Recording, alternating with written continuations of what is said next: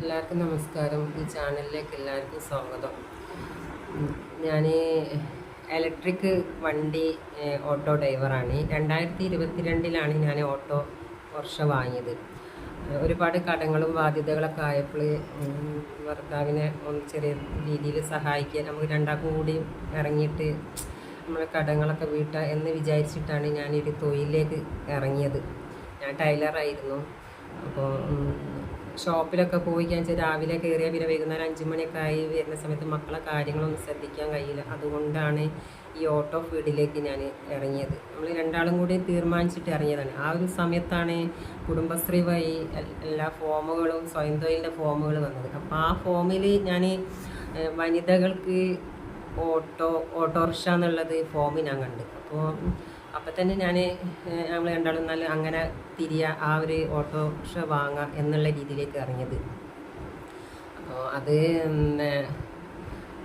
ഒളവണ്ണ ബ്ലോക്കിൻ്റെ രീതിയിലാണ് ഞാൻ ആ ഫോം ഫില്ല് ചെയ്തിട്ട് കൊടുക്കുന്നതും.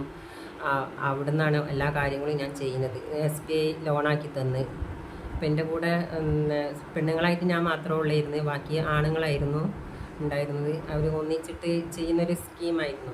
അപ്പോൾ അതിലേക്ക് സാർ എത്രയും പെട്ടെന്ന് ശരിയാക്കിക്കോളാൻ പറഞ്ഞു. വണ്ടി എവിടെയാണെന്ന് വെച്ചാൽ വേഗം കണ്ടിട്ട് ഉറപ്പ് വരുത്തിയിട്ട് ലോണ് പാസ്സാക്കി തരാമെന്ന് പറഞ്ഞു. അപ്പോൾ ഞാൻ 2 സ്ഥലത്ത് ഞാൻ വണ്ടിക്ക് കയറി. അവിടെ വണ്ടി സ്റ്റോക്കില്ലായിരുന്നു.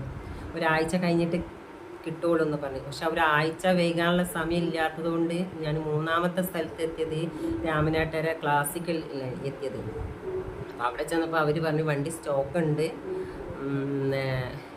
നിങ്ങൾ ധൈര്യമായിട്ട് ചെയ്തോളി എന്ന് പറഞ്ഞിട്ട് ഞാൻ ബ്ലോക്കിൽ സാറിൻ്റെ അടുത്ത് പോയിട്ട് പറഞ്ഞു, സാർ എങ്ങനെ ക്ലാസിക്കൽ രാമനാട്ടുകര ക്ലാസിക്കൽ വണ്ടി സ്റ്റോക്ക് ഉണ്ട്, എന്നാൽ നിങ്ങൾ അതിലേക്ക് ചെയ്യാനാണ് എല്ലാ കാര്യങ്ങളും. സാറ് ബ്ലോക്കിൽ നിന്ന് സാറ് എല്ലാ കാര്യങ്ങളും എനിക്ക് ചെയ്ത് തന്ന് ലോണ് പാസ്സാക്കി തന്ന് ഇവരെ അക്കൗണ്ടിലേക്ക് ഇട്ട്. പക്ഷേ എനിക്ക് ഇവർ വണ്ടി പറഞ്ഞ ടൈമിന് തന്നില്ല.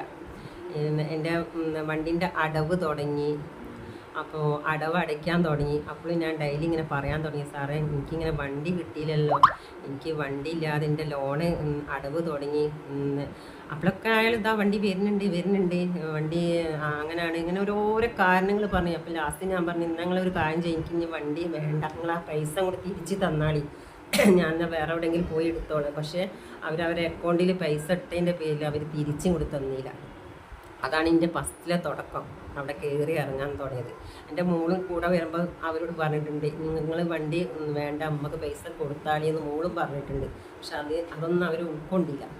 പിന്നെ എനിക്ക് ബ്ലോക്ക് 100ാം നിറവിൽ എന്ന് പറഞ്ഞിട്ട് അവിടെ ഒരു ആദരിക്കുന്ന ചടങ്ങുണ്ടായിന് ബ്ലോക്കിൻ്റെ അടിസ്ഥാനത്തിൽ. അപ്പോൾ അതിലേക്ക് എനിക്ക് വണ്ടി കിട്ടണം. ഞാൻ ഡെയിലി പോയി എന്തായാലും ആ ഒരു സമയത്താണ് എനിക്ക് വണ്ടി കിട്ടിയത്. അപ്പോഴത്തേക്ക് എൻ്റെ അടവൊക്കെ ഞാൻ അടിക്കാൻ തുടങ്ങി. പക്ഷെ വണ്ടി കിട്ടിയപ്പോൾ ഈ കാര്യങ്ങളൊക്കെ ഞാൻ മറന്ന്. എനിക്ക് വണ്ടി കിട്ടിയപ്പോൾ എനിക്ക് ഭയങ്കര സന്തോഷമായിരുന്നു. ഞാൻ ആ തൊഴിലേക്ക് ഇറങ്ങിയപ്പോൾ എനിക്ക് ഒന്നുമില്ലാത്തൊരു സന്തോഷം തോന്നി. ഞാൻ ഒളവണ്ണയിൽ സ്റ്റാൻഡിൽ ഞാൻ വണ്ടി ഇട്ട് ഓടാൻ തുടങ്ങി.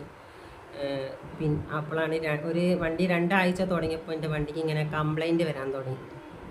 എന്താ കംപ്ലൈൻറ്റ് എന്ന് വെച്ചാൽ വണ്ടി ഇങ്ങനെ ഓഫായി പോവുക, അല്ലെങ്കിൽ സിഗ്നൽ വർക്ക് ചെയ്യാതെക്കുക, ലൈറ്റ് കത്താതെക്കുക, അങ്ങനെ പല പ്രശ്നങ്ങൾ വന്നപ്പോൾ ഞാൻ വിചാരിച്ച് അവിടെ പോയി പറഞ്ഞു, എൻ്റെ വണ്ടിക്ക് ഇങ്ങനെ ബ്രേക്കൊന്നും ചവിട്ടിയിട്ട് കിട്ടണില്ലല്ലോ, വണ്ടിക്ക് എന്തോ അപ്പോൾ അവർ പറഞ്ഞു, നിങ്ങൾ ഫസ്റ്റ് ടൈം ആയതുകൊണ്ടാണ്, നിങ്ങൾക്ക് പരിചയം ഇല്ലാത്തതുകൊണ്ടാണ് എന്ന് പറഞ്ഞ് അവരെന്നെ താത്താൻ തുടങ്ങി.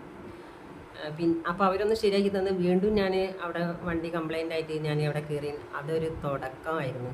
ആ തുടക്കം എന്നെ 2 വർഷം വരെ ആ ഷോപ്പ് കയറി ഇറങ്ങി. ഞാൻ മാനസികമായിട്ട് ഒരുപാട് പ്രയാസപ്പെട്ട വ്യക്തിയാണ് ഞാൻ.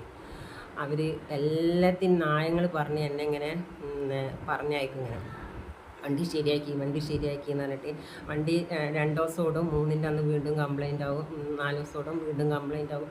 ഇങ്ങനെ ഞാൻ ആ ഷോപ്പിൽ ഒരാളും ഇത്രയും ഷോപ്പിൽ കയറി ഇറങ്ങിയിട്ടുണ്ടാവില്ല. അത്രയും ഞാൻ ആ ഷോപ്പിൽ രാത്രിയൊന്നുമില്ല പകലൊന്നുമില്ല, ഇങ്ങനെ ഡെയിലി ഞാൻ കയറി ഇറങ്ങുന്ന പതിവായി. അപ്പോൾ പിന്നെ വീട്ടിലാണെങ്കിൽ വീട്ടിൽ നിന്ന് തന്നെയാണ് വണ്ടി ചാർജ് ചെയ്യൽ. പുറത്തൊന്നും ചെയ്യില്ല. കാരണം എൻ്റെ പണിയൊക്കെ കഴിഞ്ഞിട്ട് ഞാൻ എൻ്റെ വണ്ടി ചാർജിലിടും. അപ്പോൾ ഈ ചാർജിൽ കുത്തുന്ന സമയത്ത് ചില സമയത്ത് വീട്ടിലത്തെ മൊത്തം അങ്ങോട്ട് പീസ് പോകും. ആ പീസ് പോണ സമയത്ത് വീട്ടിൽ ഓണായി കിടക്കുന്ന സാധനങ്ങളൊക്കെ പീസ് പോവാറുണ്ട്. വീട്ടിലെ 35,000 സെറ്റ് ഉണ്ട്, ഇനി അത് പോയി. പിന്നെ ബൾബ്, എന്താണ് വെള്ളത്തിന് പിന്നെ മോട്ടർ, അങ്ങനെ ഒരുപാട് സാധനങ്ങളൊക്കെ. പക്ഷെ അതൊന്നും എനിക്ക് മനസ്സിലായിട്ടില്ല എന്താണ്